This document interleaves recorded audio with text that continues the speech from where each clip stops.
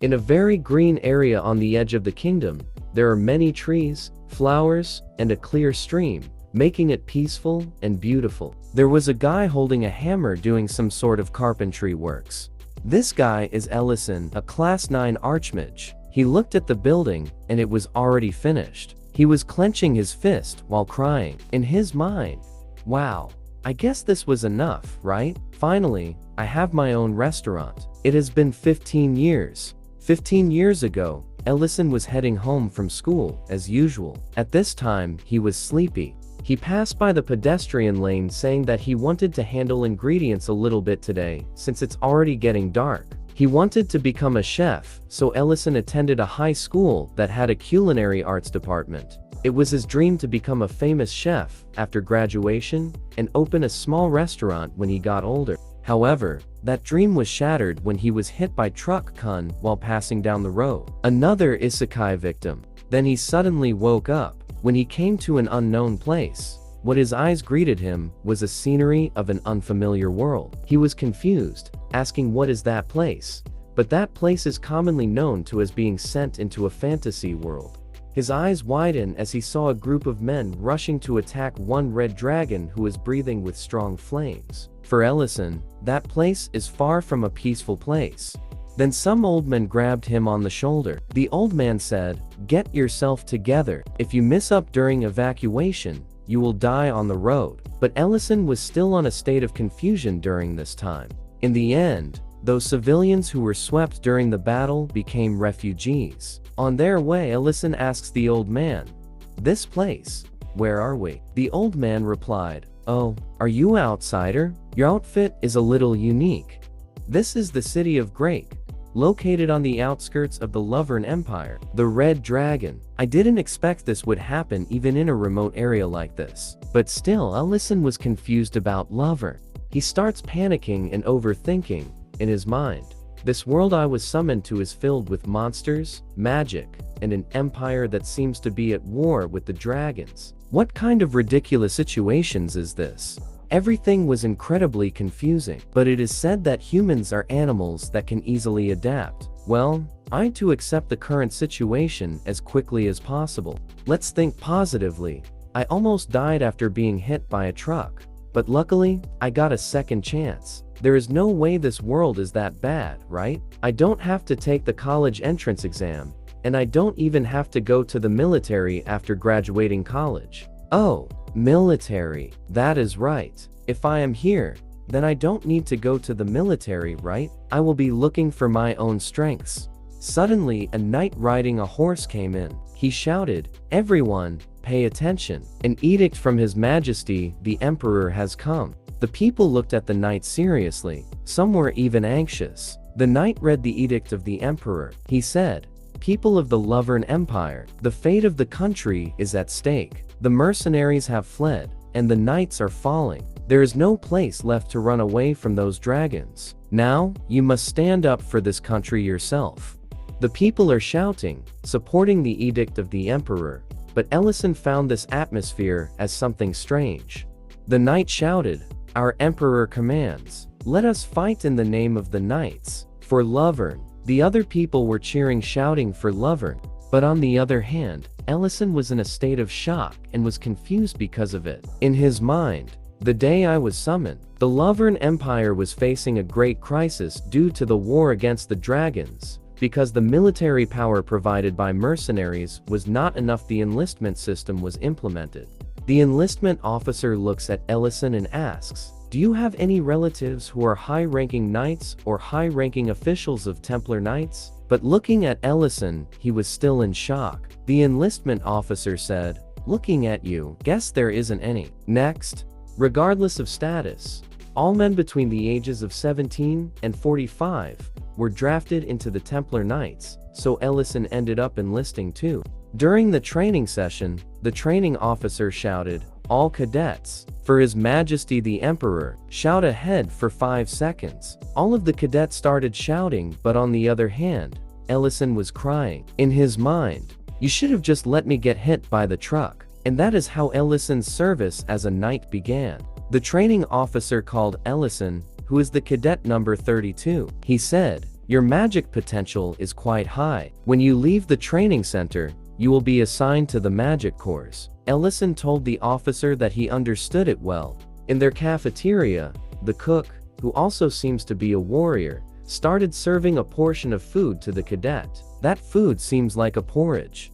While taking a taste of the food, Ellison was thinking of something. In his mind, an Archmage, isn't that better than holding a sword and bumping into one another? But Ellison started shaking after he tasted the food. He wants to vomit because he feels like he is eating a boiled potato with cardboard. But on the other hand, one cadet said, "The food here is good though." The other cadets also agreed to it.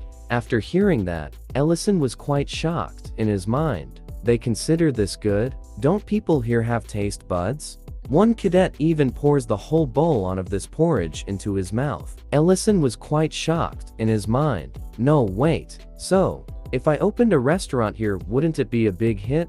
While the training was going on, Ellison was still clinging to his dream. In his mind, that is right, I can still achieve my unfulfilled dream here. A dragon is just a beast, after all. I will be discharged in 2 years.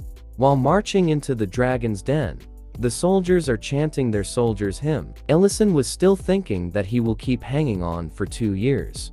But now that his mission is about to finish, he starts asking himself, if back then, if I had known that my service period wouldn't be 2 or 3 years, if I knew it would be 15 years, could I have endured it? Time passed by, and now is present in the great city. There was a woman who passed by in Ellison's restaurant. It caught her attention and she said, "Oh my, was there a store in a place like this?" Then she saw Ellison, who was still crying, at his restaurant. She was shocked and said, What is this?" Ellison was still crying and mumbling about how he spent his life in the military for 15 years. Because of this, the woman was thinking that Ellison was crying must be because he was having a hard time in his life. The woman asks Ellison if he is okay. Ellison started wiping his tears off and replied, "Oh yes, I am okay. I am just happy that I finally managed to open a restaurant." The woman was taken aback and she said, "Oh, you are the owner of the restaurant, right?"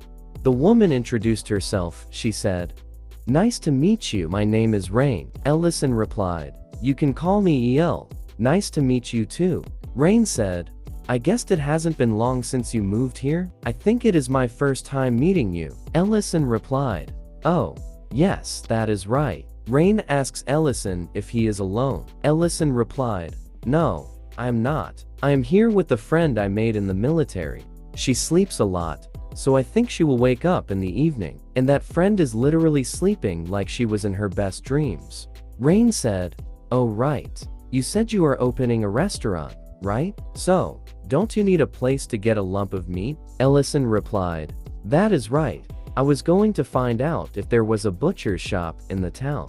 Rain said, "That's a great timing. My husband runs a butcher shop. If you go to the left of the alley at the entrance to the village, you will find Noel's butcher shop." Ellison told Rain that he will go there right away. Rain said, "Oh, by the way, he has a bit of a fiery personality. Sometimes I get worried. If you think he is being too harsh, you can just tell him that I sent you there." Ellison smiled and said, "All right, I will do that." In Ellison's mind, she is a kind person. Just how fiery could her husband be if his wife is like this? I have already experienced all sorts of people during my 15 years in military. Just what Rain said, Ellison goes to the butcher shop of Rain's husband. But of course, while the meat was hanging, Rain's husband, who is Noel, was literally a fierce-looking guy. He asks, "What is it?"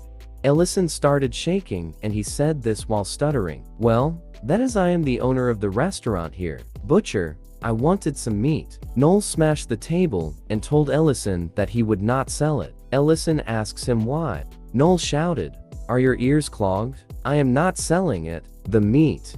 Noel added, "You are a restaurant owner? I have seen a lot of guys like you. You all get the meat at a cheap price and just sell it back for twice as much right before it goes bad. You all tricked me for 3 years and did your business that way. I don't know where you all came from, but I'm sure you are the same too." Ellison was just scratching his head because he did not do that thing. Noel told Ellison that he didn't have meat to sell on him, but suddenly a large frying pan was bashed in his head. It was his wife, Rain. Rain said, "What nonsense are you on about? I came here because I was anxious." As expected, Rain said, "I am sorry, El. Once he gets upset it lasts for a long time. You asked for a Beliran meat, right?" Ellison replied yes. Noel told his wife, "I can't believe you are doing this. Don't you know how hard it was for me?" Rain angrily asks Noel why is he taking everything on El, and then the argument of the two continues. On the other hand, Ellison just wants to go home. Rain raised the frying pan and told her husband to be quiet and hurry to take out the meat. Noel, who had a lump on his head, has no choice but to follow. Rain said, "I apologize again. It was a restaurant he took good care of because of the owner was his colleague when he was a mercenary. Although, I think he was greatly shocked when he was betrayed like that." Ellison replied, "It is okay. Rather than that, he used to be a mercenary soldier?" Rain said, "That is right. Now that I think about it, you don't look that old either, El. Were you drafted?" El, who was crying, replied, "I had a lot of troubles. Well, I went through a lot of bad things over the past 15 years. Without letting Ellison to talk further, Noel slammed the meat in the table. Noel said, "Why not show off your great skills?" Ellison was confused because the meat he receives is not a slice of Beliran meat. Noel laughs and said, "Do you think I will give you the precious Beliran meat? Beliran meat is delicious no matter how you eat it, but from now on we'll supply meat to restaurants that I approve of." But on the other hand, while Noel was talking, his wife, Rain, was on the verge of blazing Super Saiyan because of anger. While looking at the meat, in Ellison's mind, "I didn't expect that I would be receiving this meat instead of Beliran." Noel continues talking. He said, "Try making a proper dish using that meat. If you don't satisfy me, you won't be able to see even a single piece of fat, let alone meat, from now on." But while he was talking, a frying pan was approaching, aiming to bash his head. Noel said, "My taste is quite exquisite, so brace yourself. It's best if you prepare well." Oi, are you listening? Feeling scared now, are we? But while Noel was continuously talking, Ellison was just looking down at the table. That is because Noel was totally knocked out from being bashed in the head by the frying pan. He loses consciousness, and the one who is talking is his soul, who was separated from his main body. Ellison asks Rain, "Wasn't that a bit too harsh?" Rain replied, "Don't worry, he is a tough nut. You can just ignore what he just said. I didn't expect him to play tricks to this extent." Ellison smiled and said that it is fine, and he will cook for both Rain and her husband. Rain was confused, asking him what. Ellison said, "Please join me and Mr. Noel for dinner at my restaurant in the evening. I will have your food ready." Rain said, "You will just using that meat? I will just give you some Beliran meat." Ellison replied, "This is enough. I am sure I can make something delicious out of this meat." "Well then, see you guys later." Rain told Ellison to wait, but he already left carrying that meat. Rain looks worried because the meat that Ellison was carrying is the belly fat of the wuba, or we call it pork belly in Earth. In this world, livestock and animals are called by entirely different names compared to where I came from. Cows are referred to as wuka, chicken as palanque, and wolves' meat as Beliran, and pigs are known as wuba. Ellison opened and picked up the meat in the cloth. He said, "They will be arriving soon. Shall we start preparing our pork belly?" Looking at the meat, in Ellison's mind, I can understand Mr. Noel's pride. It's top-notch meat. In this world, palanque like chicken is considered a pricey ingredient. The most cost-effective option is wuba or pork, with the belly cut being a special budget-friendly meat. Ellison said, "The people here just don't appreciate the charm of this cut." Well, I'm not complaining since it is cheap, given the quality of the pork belly. The natural way to enjoy it is obviously by grilling it. On the way to the restaurant, Rain asks her husband why did he say that. Noel replied, "What did I do?" Rain said, "Didn't you say that you would only supply meat to approved restaurants? When did you come up with such a fancy principle? He seems honest and kind. So why can't you be nice to the new resident?" Noel said, "Ha, you just met him today. How could you possibly know? Rain angrily responded. Rather than you being deceived with both eyes open, don't you think other people's eyes are more accurate? Noel was shaken after hearing that. Rain said, you don't even mean it. Checking his cooking skills was just an excuse. What you want to see is his sense of responsibility, right? Noel was silent about what he heard. Rain said, I have a really picky palate, you know. What if his cooking skills aren't up to par? Rain asks him what is he going to do. Noel replied, if you ask for £1, they will only give you £1. On the dark night, a large ogre appeared and attacked one of the soldiers in the war, inflicting a critical hit. Seeing the soldiers were taken down one by one, the leader of the squad ordered his men to fall back because there are too many monsters. One soldier was crying and a boulder fell on his legs. He shouted, save me, my legs are stuck, don't leave me, I am right here. He burst into tears as he was about to be bashed by one of the ogres.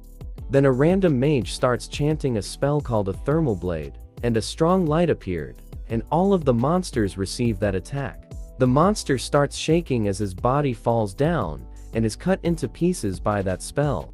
As the mage slowly approached the soldiers, the captain noticed that the mage was Sir Ellison.